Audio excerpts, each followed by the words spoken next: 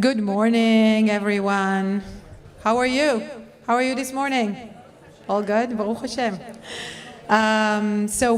Welcome to the panel discussion of Academic Alliance, Faculty Who Had Enough. My name is Sade-Attia. I'm the National Senior Director of Academic Action in the Israeli-American Council. And I welcome you to the 19th Annual Summit of the IAC. Before we dive in, there's just one thing that I would like to ask you to do.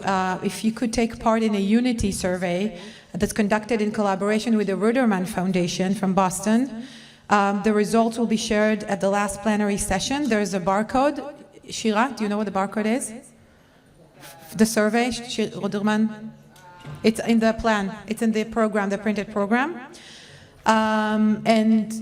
Please, we're going to have a Q&A at the end. So if anyone that's here could find the way to the sitting area, and we're just going to start. Thank you for coming.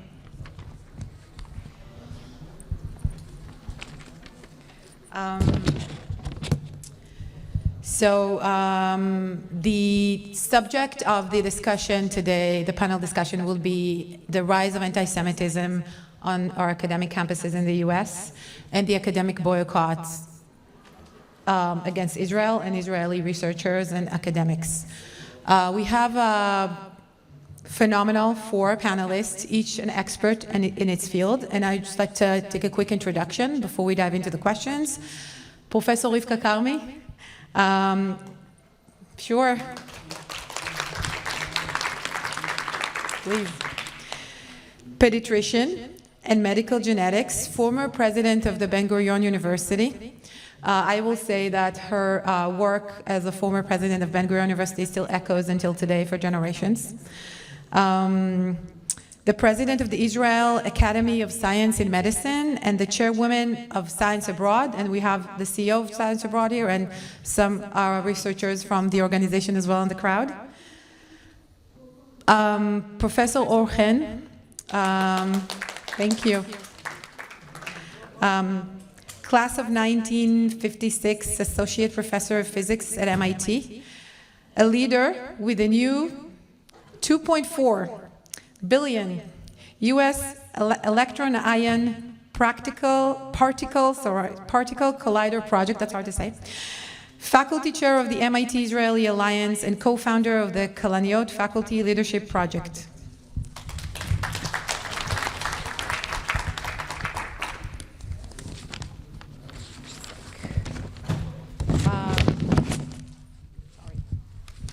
So Professor David Bernstein, David holds a distinguished university professorship at George Mason University, Antonin Scalia Law School.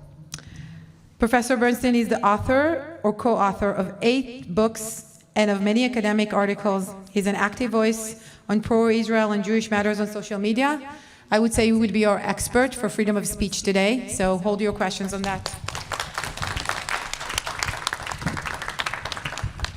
And Professor Anat Alon-Beck, who we both went to the Senate and Congress together for hearings against anti-Semitism, to fight anti-Semitism, a corporate law professor at Case Western Reserve University. Anat's work is cited by policymakers and courts, including the US Congress and Supreme Court.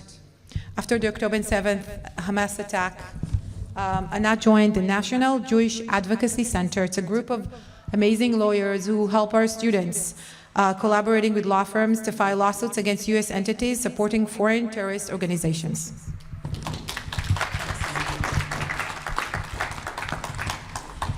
So when I think about anti-Semitism on campus and boycott of Israel, it's really hard for me to, where do we start talking? How do we even start breaking this down? How do we start? So the first question I would want to present to all of you would be, with the surge in anti-Semitism on campuses of our Jewish students and Israeli students, if you can try and explain to us what is the difference between academic boycott and anti-Semitism and how they relate, or is there isn't any?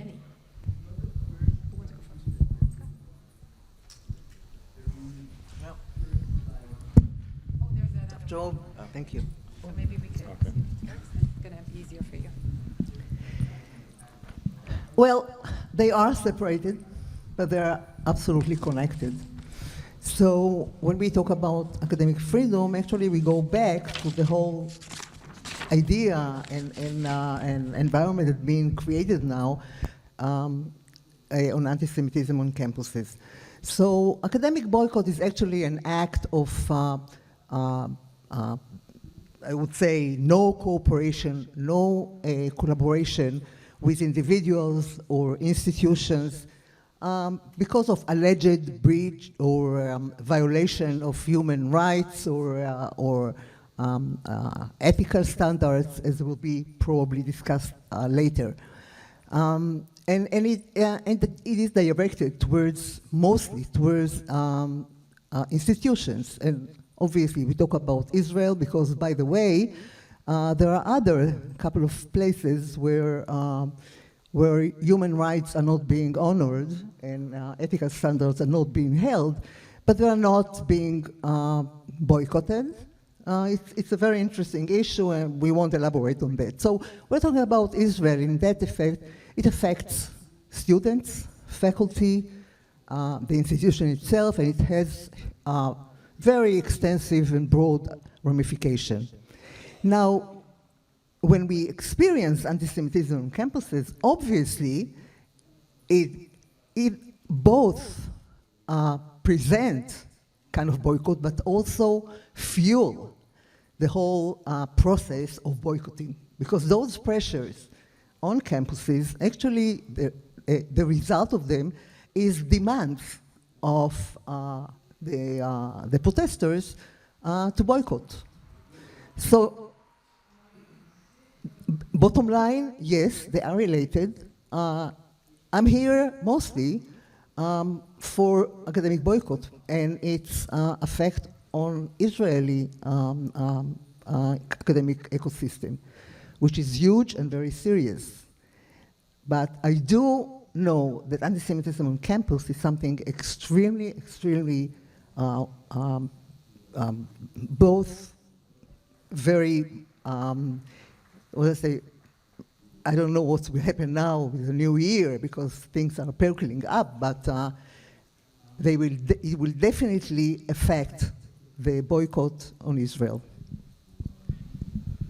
Well, I'm a law professor, not an academic expert on anti-Semitism as such, but I do try to keep up with the literature. And my understanding is that there's basically a consensus now in the recent anti-Semitism literature that the unique thing about anti-Semitism is that it's a chameleon shape-shifting, and basically what happens is whatever a particular group in society is hostile to, the Jew comes to represent that.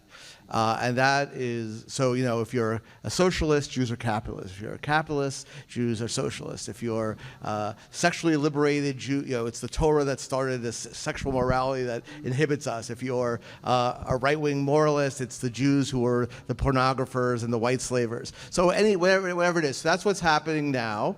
If you're an intersectionalist or an anti-imperialist or whatever you may be, you have the Jew as your stand-in for whatever you hate. And naturally, this winds up not just affecting institutions, but also individuals. And we're seeing that increasingly on campus with student groups saying we won't accept students who are Zionists and people being attacked, like on student councils, you can't vote on the BDS resolution because you're Jewish. So the Arab students can vote, but Jewish students can't. And I'll give you the one example that is prominent to me. At Berkeley Law School, about 20 student organizations, including some of the largest ones, said they will not invite any Zionist speakers to their event. And these are organizations that, as a rule, have nothing to do with Israel. So the Asian Pacific Students Organization wouldn't get a Zionist to speak about civil rights of Asian Americans. Nothing to do with Zionism. But who is this going to be applied to? Are they going to ask the president of the Chinese American Historical Society, do you believe Israel has a right to exist, before they let him speak? No, of course, the only people that are going to be subject to this are Jewish speakers. So.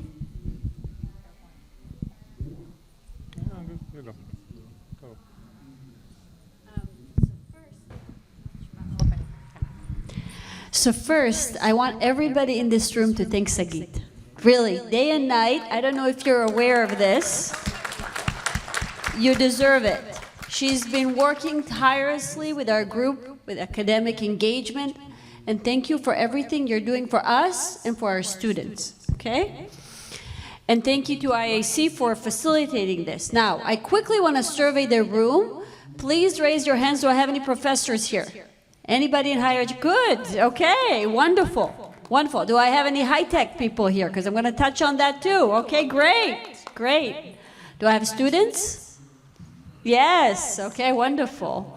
Well, thank you so much for coming today. I know we have quite a fierce competition. Elon Levy's on the other room. He got me into a lot of trouble because the last time I was on a panel with him, I ended up on a lot of billboards saying that I'm also doing propaganda for Israel. So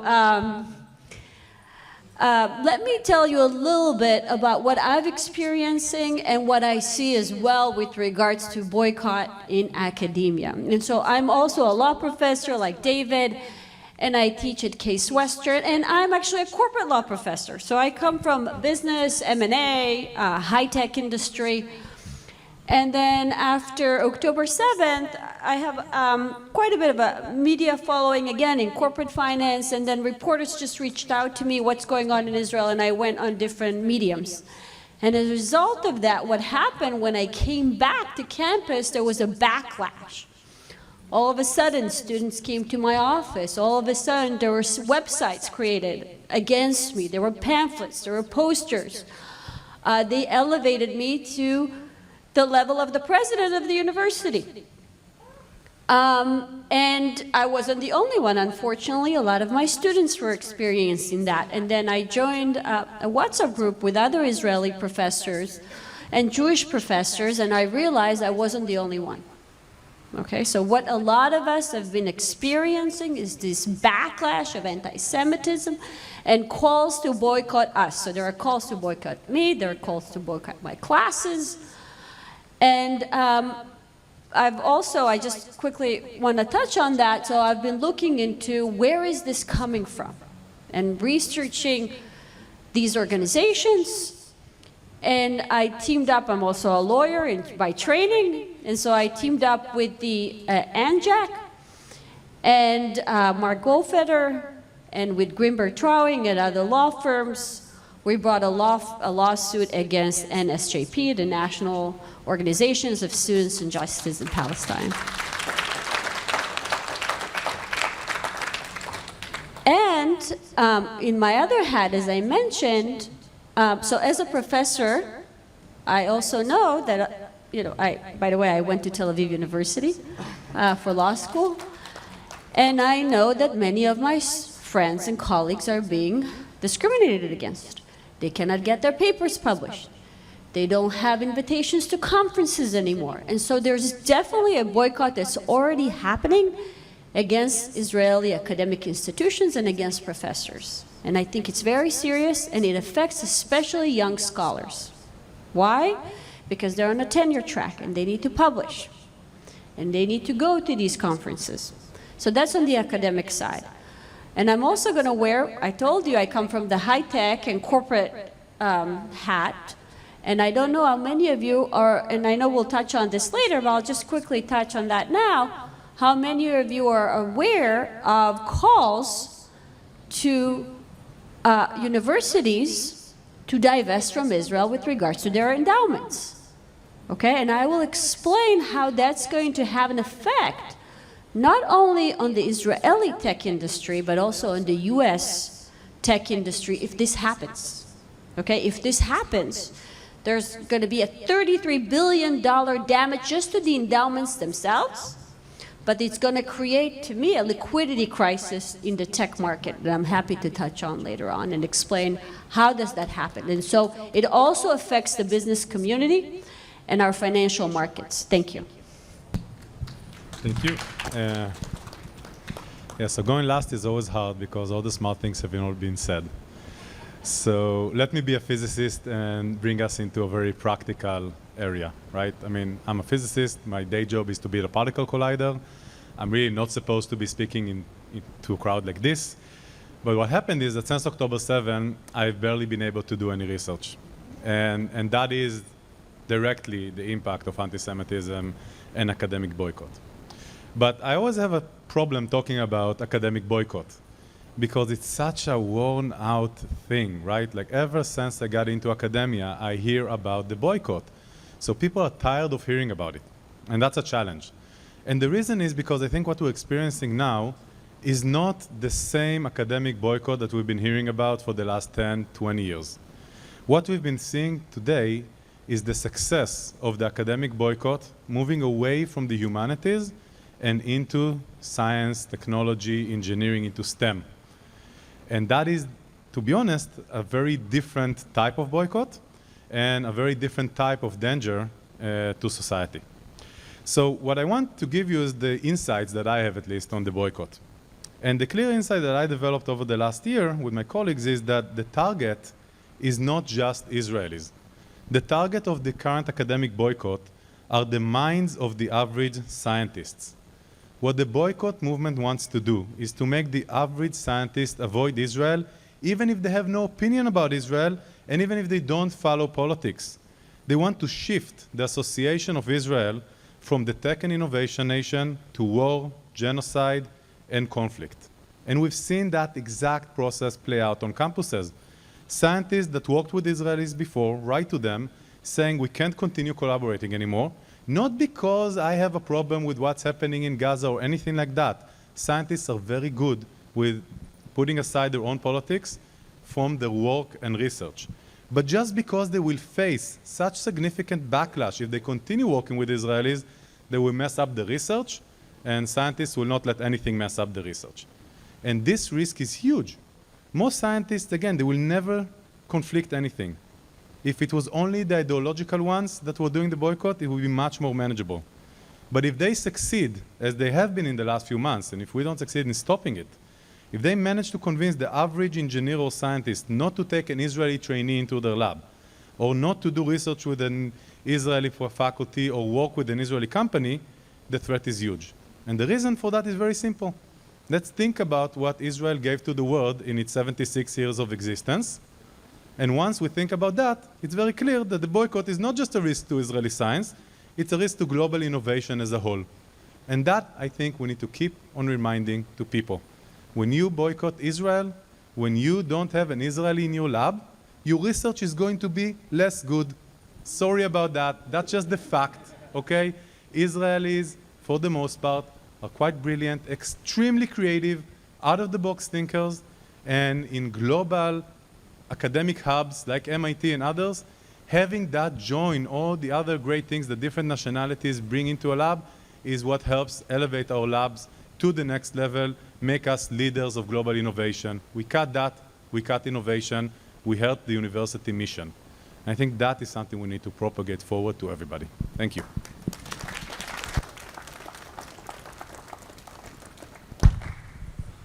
Next question for Professor Carmi. Back in 2016 already, you mentioned in an interview the silent boycott that you're concerned about. Could you tell us a little bit of what you've seen back then and how the trend evolved? What is the danger of it? And what do you see in the future?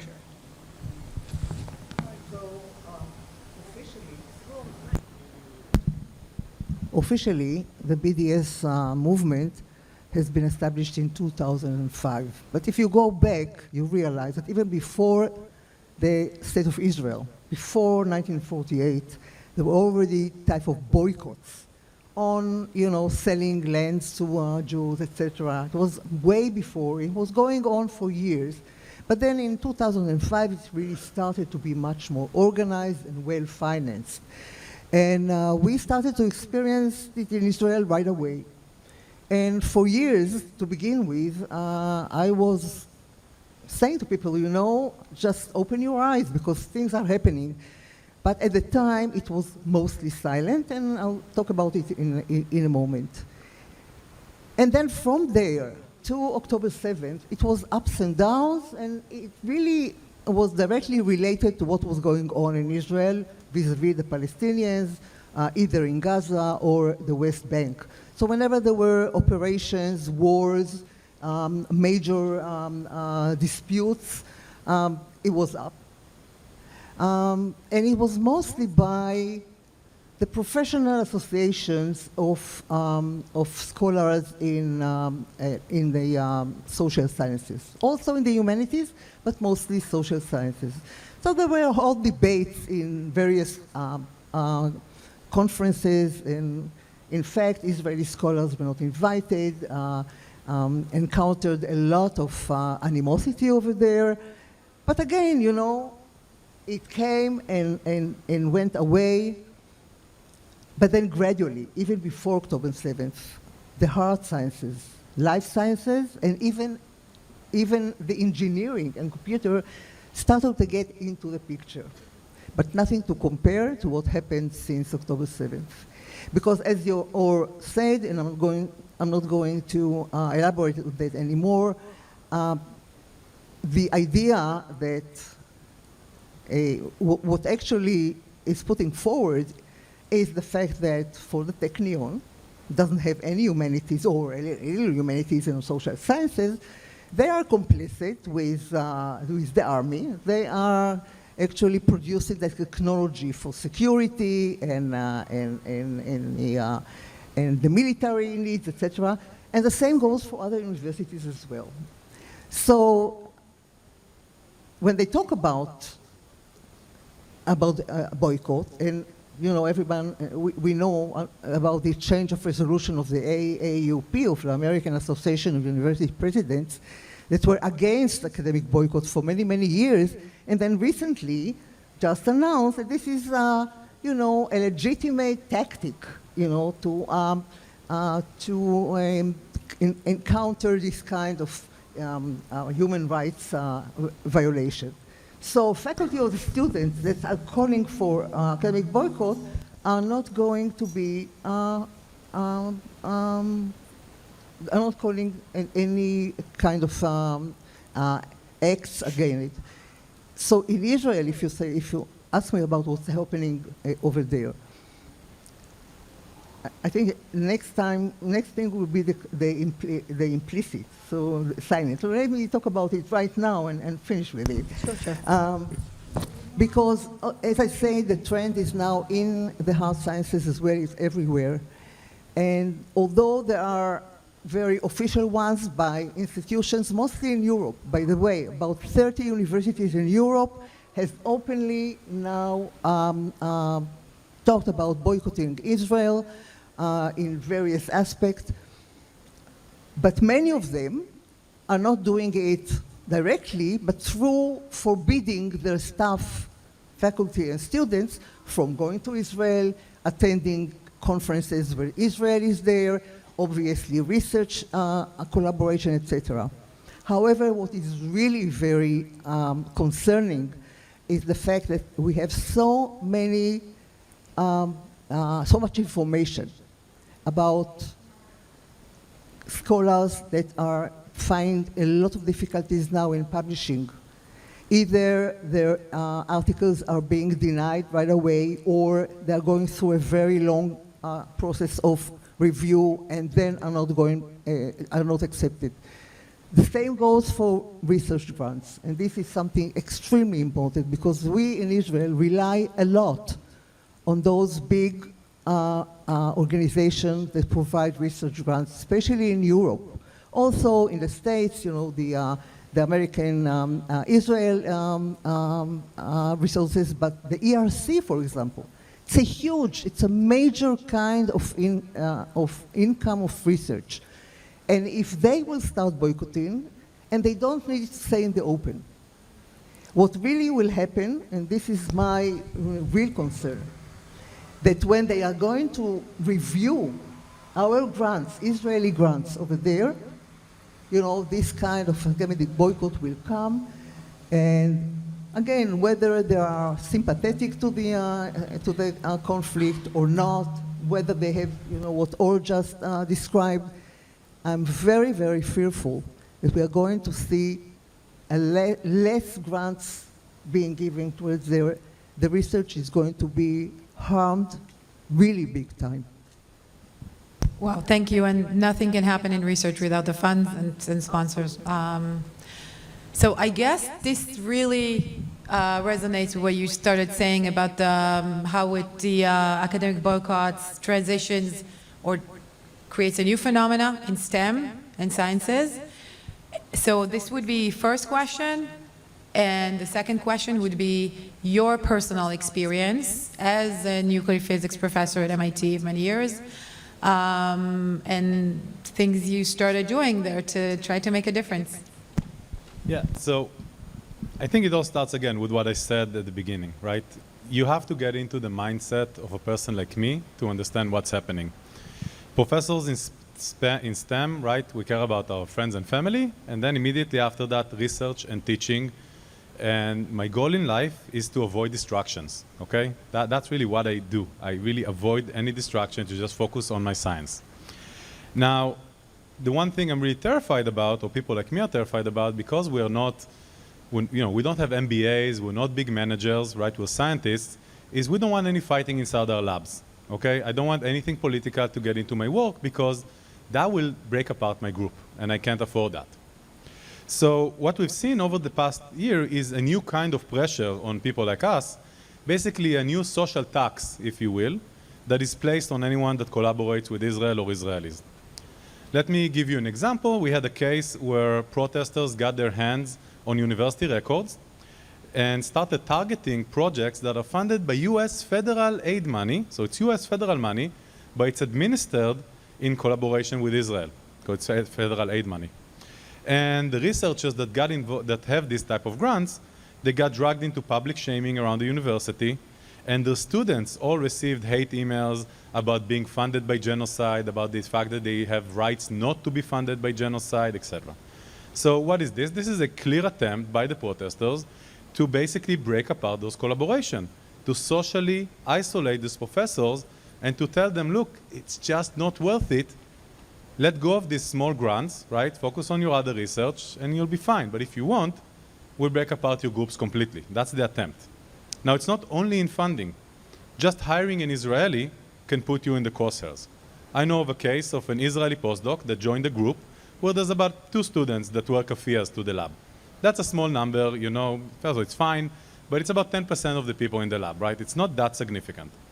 But the real issue starts when you see a seemingly neutral student that has nothing to do with any politics, anything on the conflict, go to that Israeli and ask them to explain about their military service before they are willing to collaborate on a scientific project that they were assigned by the PI, okay? These kids, they see the protesters, they talk to their friends who participate, and they start getting convinced that Israelis must be vetted one by one before you can talk to them, before you can work with them. That is a challenge, right? This type of incidents, right, when you're questioned this way, is exactly how this pressure is infecting labs. And it's not just uncomfortable, right? People at the university like to talk about, you should be uncomfortable, feeling uncomfortable around free speech, etc. It's not uncomfortable. It's disruptive, it's slowing down progress, and it's creating unnecessary divisions inside the groups. And that is why it's so dangerous. We are undermining the fundamental values of the university as researchers of open inquiry and collaboration. Now, there are many examples I can give you, but there's other things you need to do at this meeting, so I won't go on and on. But the idea that you can get into labs and create this turmoil is part of what they want to do. Because every professor that is seeing their colleague go through that, get the message loud and clear. Avoid Israelis, avoid Israel, or else you're in trouble. So you actually don't need to do all that much to get a whole department to divest. You just need to make the life of one person miserable, and all of their friends will get the hint. And that's what's happening. Now, why is it so dangerous? First and foremost, again, like I said, we have to keep on mentioning it and reminding it to people. It goes against everything the university stands for. Universities like MIT have been and still are global hubs for talent, where we bring the best and brightest from all over the world to break boundaries for the benefit of mankind. That is literally what we are doing. So you can't do that with all the politics, right? The idea that you have ethnically diverse teams is great. You bring in the creativity and the out-of-the-box thinking of the Israeli, and you tame them down with someone who actually says, well, there's rules and way you do things, and then relax, right? And then you get this beautiful international team that leads to groundbreaking discoveries. But when you start breaking that, when you take this ethnicity and that political view out of the way, you are just messing with the mission of the University of Research, Education, and Entrepreneurship. That's it. And to be honest, we all know it, right? We said it before. Israelis bring remarkable creativity. So it's just bad for business to do that. So that's the issue, I think. And that's what we've been seeing happening. I think the second question is, what are we doing about it? And I'll tell you the story of MIT by telling you about the new program we started called Kalaniyot. So Kalaniyot is basically what we did in response to October 7th, when we saw that the Jewish and Israeli students are in deep pain, and there is no one at the university that is fully able to connect with them and offer them the type of support that they need. Many tried. There's lots of good people at the universities, but they did not manage to address this issue in particular. So it was clear to us that the university was caught by surprise. They were struggling to fulfill this core mission that we've been talking about. And we asked, what should we do? And what got me involved is that I was a postdoc liaison of my department, and a bunch of Israeli postdocs wrote to me about the university making a statement, etc. I reached out to our president, and she was really great. She responded within, I don't know, 50 minutes. And even that took her 50 minutes because she was in a rally, a memory event that we had at the Boston Common with the Hillel students. And they got out a message which I think was actually quite reasonable and fine. And then they asked me to speak at a vigil the next day, and I did. And I said what professors always say and don't really mean. My office is open. Anyone who wants to come and talk, please feel free, right? And they came. I ended up, I did mean it, but I didn't think they would come. But boy, did they come. I had a line of students coming in and crying in my office. And I'm considered to be a bit of a tough professor. I'm not the kind that you come to talk about your feelings usually, at least in the classes that I teach. But they came and they talked to me. And we realized that we have a responsibility to step up. There's just no way. We cannot ignore that as faculty. So we chose to build a proactive and impactful program that instead of reacting defensively, acts proactively and works with the students, with the university to build a community and reshape the way we have discourse at the university. And that is the essence of Kalaniyot. So we started off by doing weekly lunches. We went to the president. We asked for the funding. Kosher food costs a lot. They said no problem.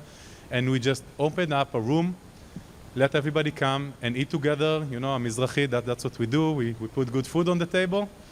And we broke all these hierarchies that we normally have between faculty, postdocs, graduate students, undergrad. We were just one community that came together to talk about the pain, to talk about what's happening to them, so everybody are aware of what's happening at the dorms, which I had no clue about as a faculty, and then think and strategize together about how we respond to it in a positive and productive way.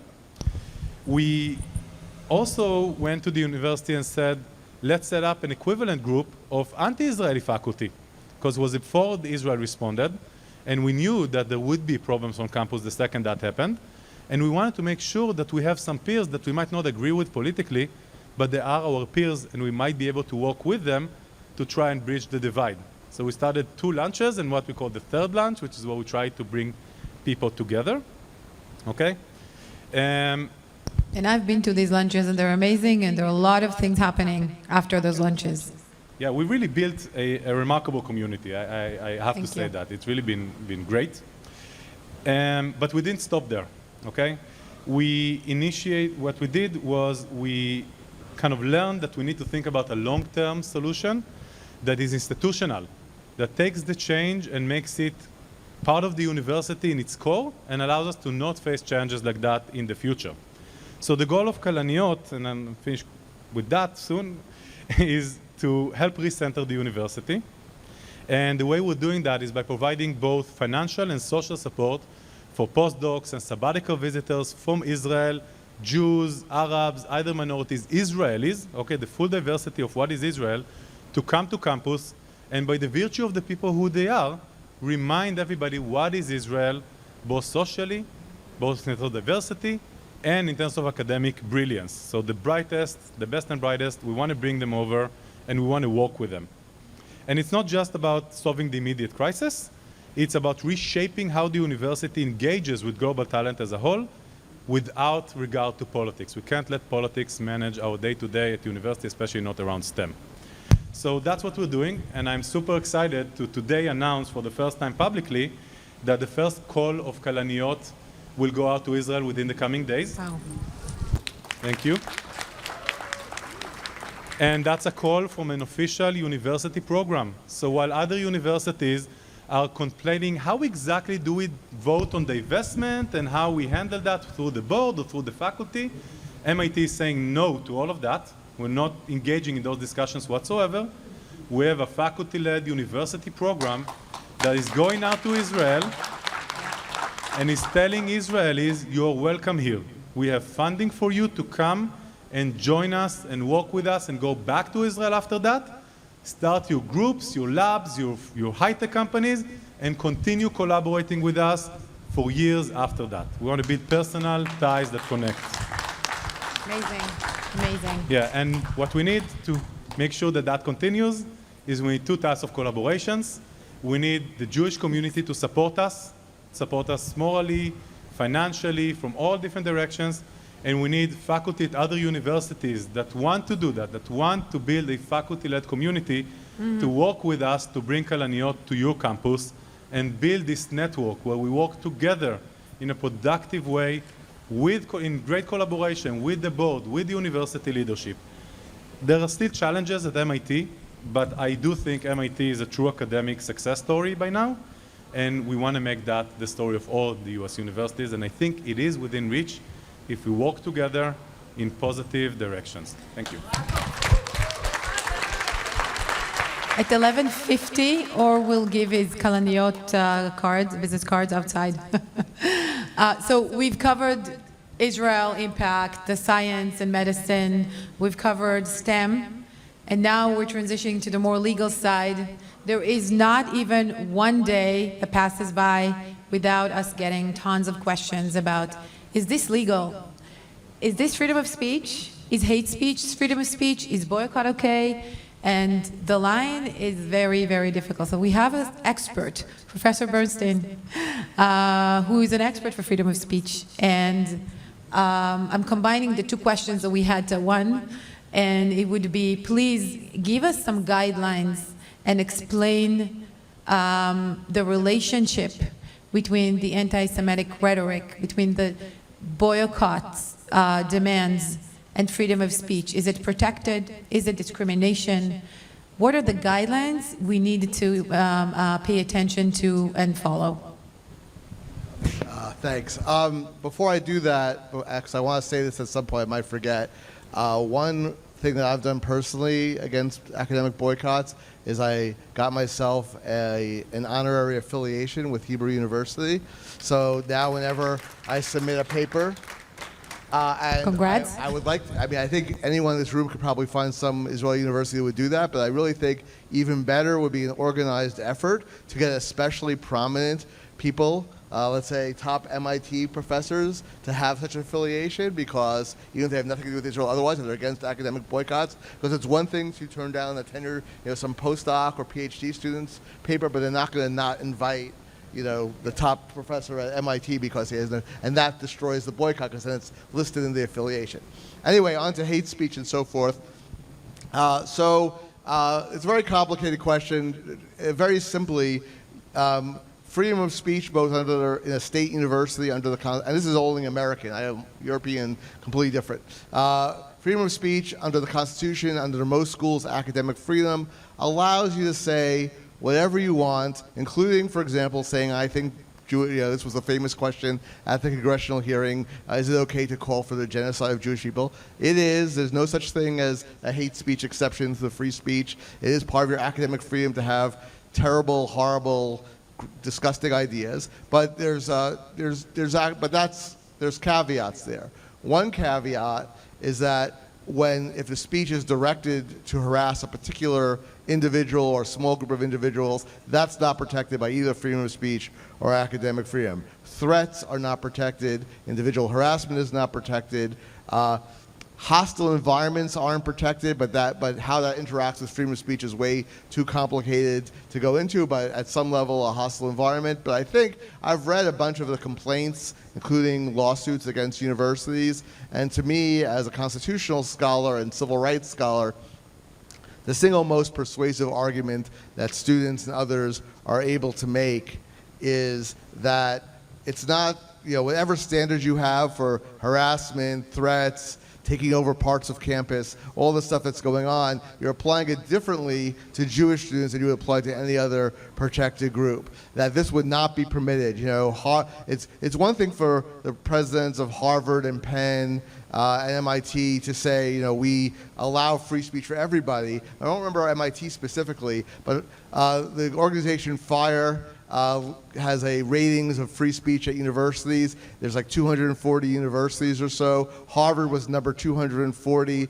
and Penn was like number 232 in protecting freedom of speech. So the hypocrisy is very apparent, but it's worse than hypocrisy because whatever rule you have for free speech, what you could say in a legal claim is whatever, if you're not applying that rule, whatever it is, to Jewish students the way you apply to everybody else, that is in itself discriminatory. And I guarantee you that at almost any university, if you get a lawsuit, get discovery and find out how they, but one of my favorite examples is that at Northwestern University in 2019, they found over a period of several months 3 notes around campus that said it's okay to be white. That's all it said. Now, this was in its own way provocative in the modern university environment, but it's not exactly the most the harshest form of hate speech one could imagine. The university over that period issued no less than 4 public statements denouncing these notes. On the other hand, there have been a whole series of anti-Semitic incidents at Northwestern, culminating in admitted Students' Day when they held a rally outside the Hillel demanding that Hillel not be allowed on campus. You can't imagine they would allow it. You can't imagine they would allow such a thing, say there shouldn't be a black students group or a gay students group or whatever, but certainly we know that they would at least denounce it in other contexts for much less vigorous forms of hate speech, and they didn't do it. So that's one issue. On the issue of boycotts in particular, anyone's free to advocate a boycott, and really it's extremely difficult to stop any individual in their own capacity from engaging in a silent boycott, because how do you know? It's one thing if they say something that, oh, you're Israeli, we're not going to accept your paper. In that instance, if it's against university policy, they could be reprimanded or punished for violating university policy. But if they're not telling you they do it, it's very hard. But it is important to separate the issue of academic professor or dean acting in their individual capacity and acting with institutional power.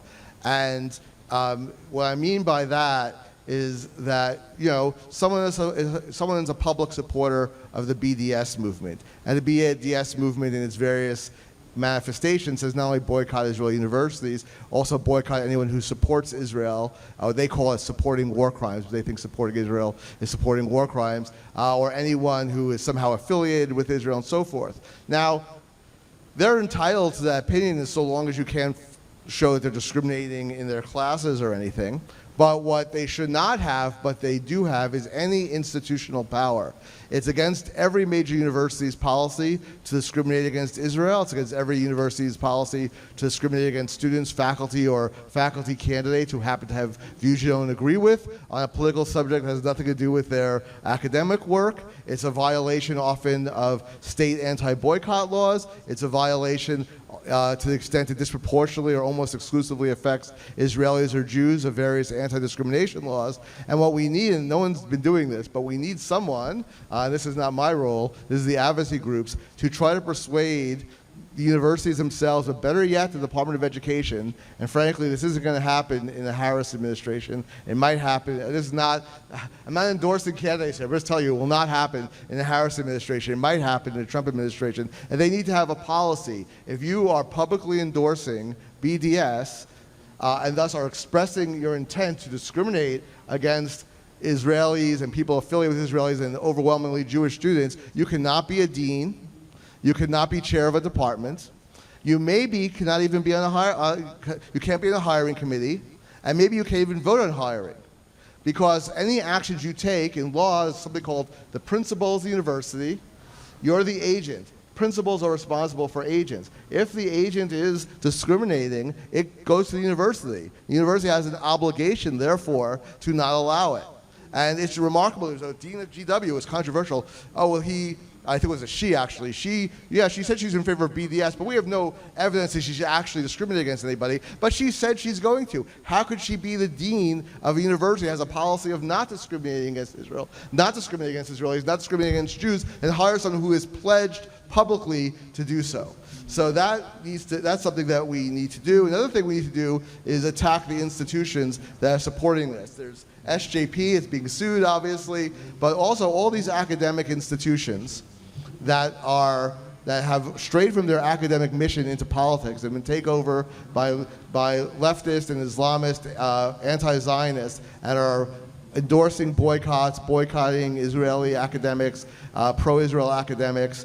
Look, there's nothing you can really do. If I'm a professor, I have a research budget. If I want to go to an American Sociological Association conference, I don't think you can ban me from doing that because they have bad political views. However, the universities can, state legislatures can, for state universities, ban the university from having institutional memberships in these organizations, and also ban, let's say, the sociology department. You're not allowed to tell the professors and grad students that we will pay for you to go to this meeting, because to our university money, our tax money shouldn't be going to political organizations from an institutional perspective.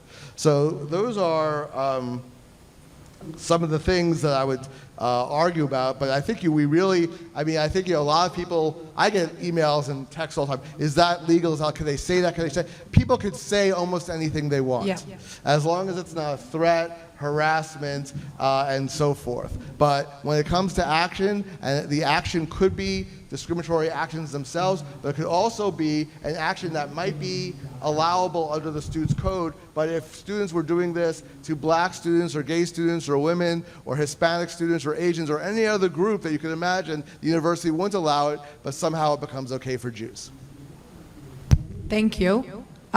Before I connect this to the question to Anat, which is exactly on point on the legal, I would just want to tell you that we're going to finish at 11:50, another 11:45, so we'll have 10 minutes because we started late, and we'll leave a few minutes. So we have 7 minutes for Anat, and then we'll open for a few questions.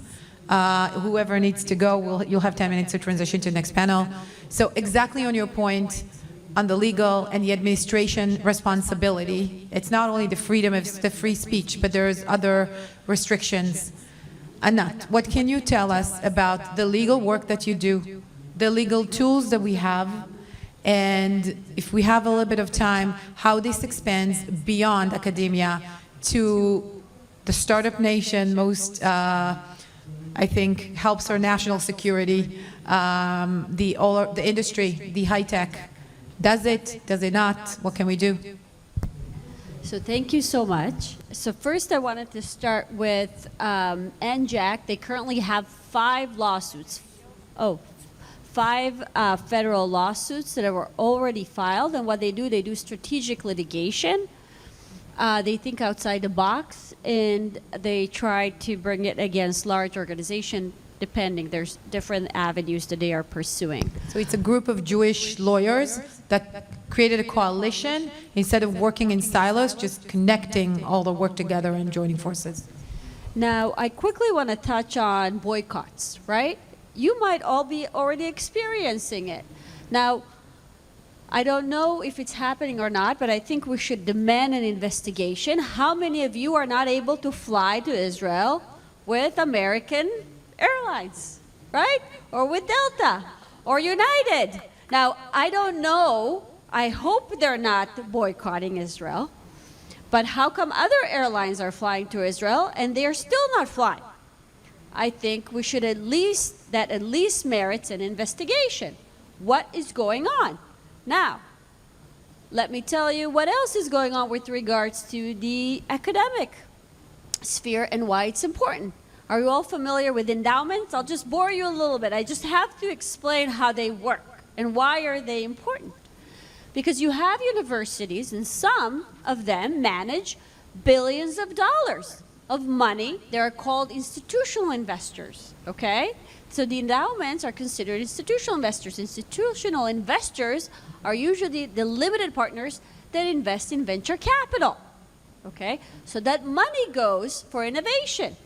Now, why are they investing? That money that they are investing, and by the way, usually there's a private investor that does that management for the university, okay? So it's a private fund manager that does that. They do that for profit maximization. And so now, I don't know how many of you are familiar, for example, with Brown. There's a lot of controversy with regards to what's happening in Brown.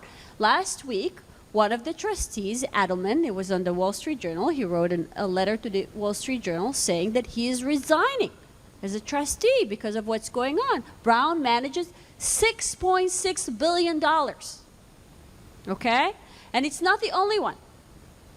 Today I saw a study, again, as I mentioned in the beginning, that if the endowments divest, it's going to cost them in aggregate, and that's a very conservative study, $33 billion.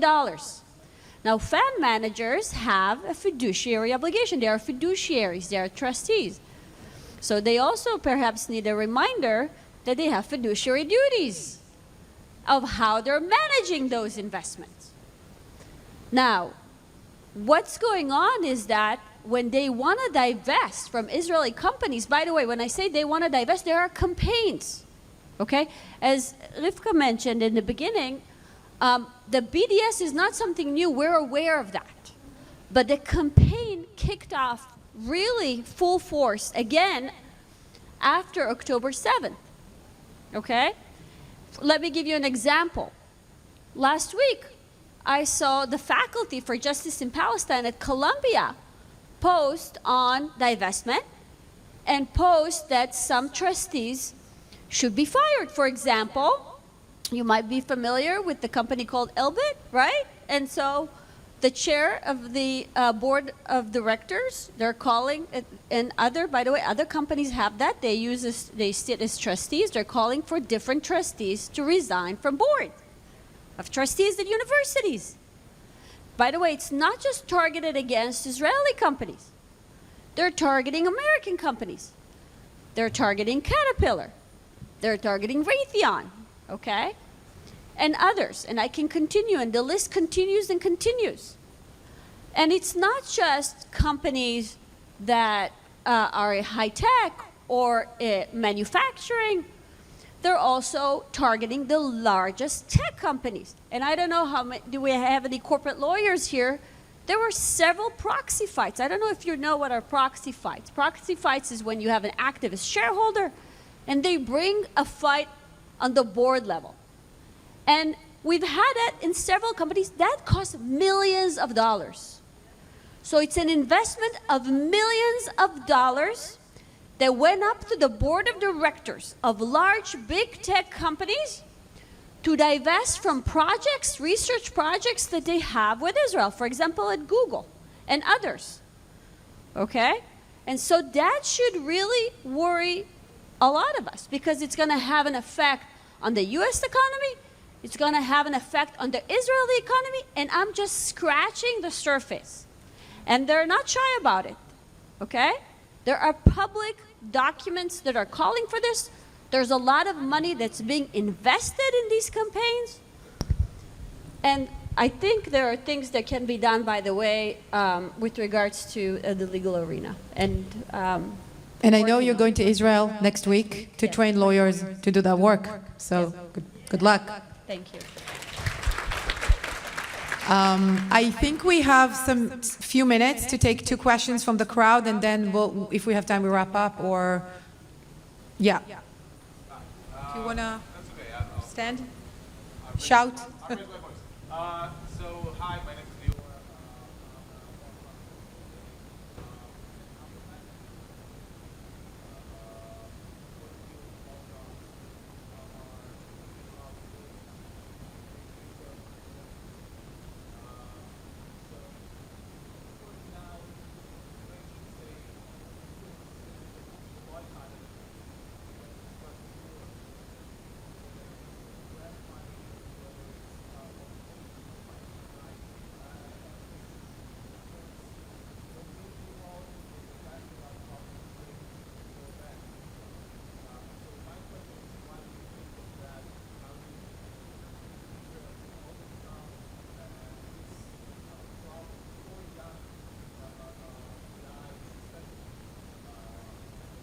Yo, can I assign this question to Rivka? Because we don't have a lot of time. Oh, so the question is, Lior is the NIH researcher, and he is asking, what can the Israeli universities do to bring back the talent to tackle the Israeli boycott that impacts their academic career, basically? Okay, so in Israel, right away, on top of various local initiatives in each universities, taking polls on what is the extent of the issue. As I mentioned before, much of it is implicit, is not really obvious. So you have to take a lot of information from the university or the staff, the faculty and students. But there are two major initiatives in Israel right now.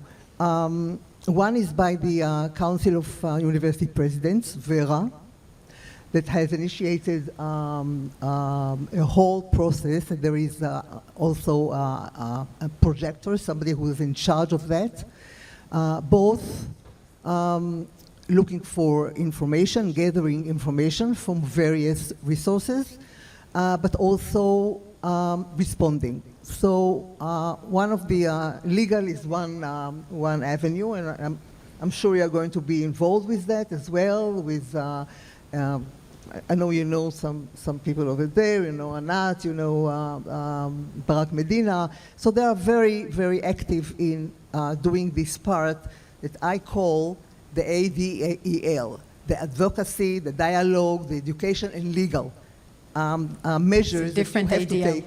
A different ADL from what we know. A different idea with an E.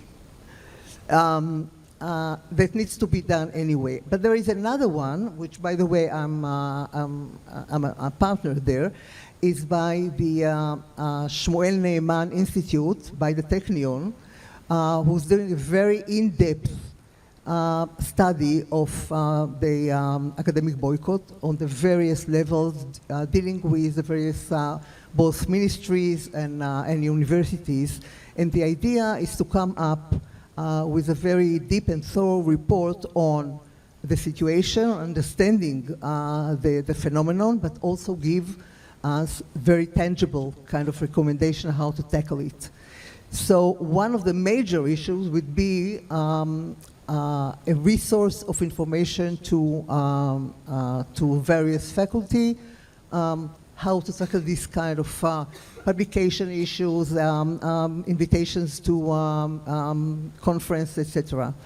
Well, we may get to the, there is no a silver bullet kind of solution.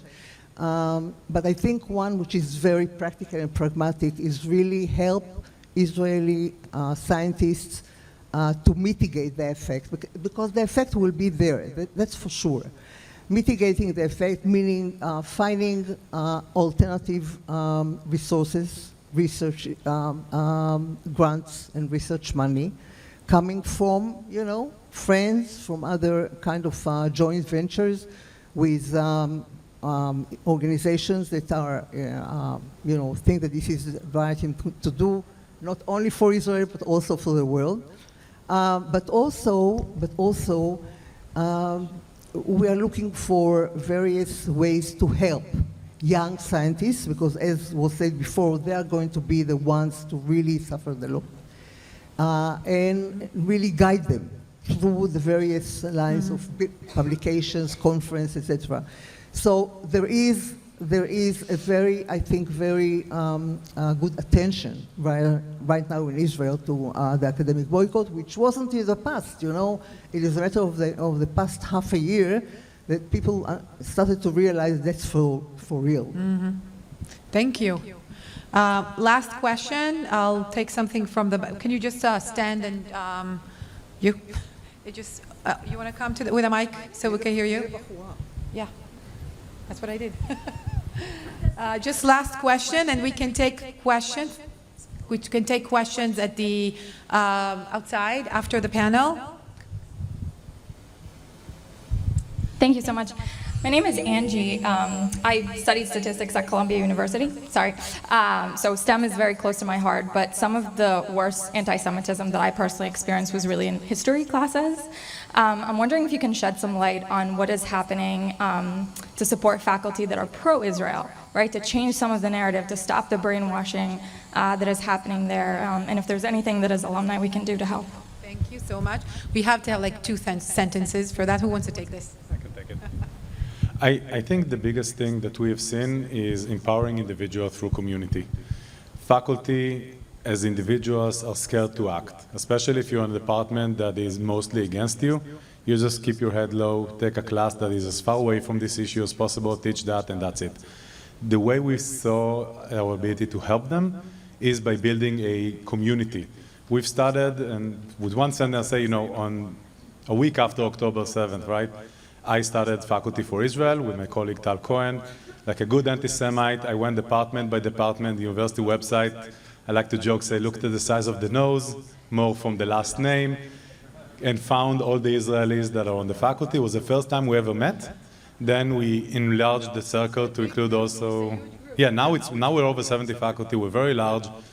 And that environment made people who would otherwise be completely quiet stand up and be active because they know that they have all this backing behind them. So build a community. That's really what you need to do, build a community. Thank you, Professor Carmi, Professor Bernstein, Professor Chen, Professor Beck, Alon-Beck. Thank you, all of you, for coming.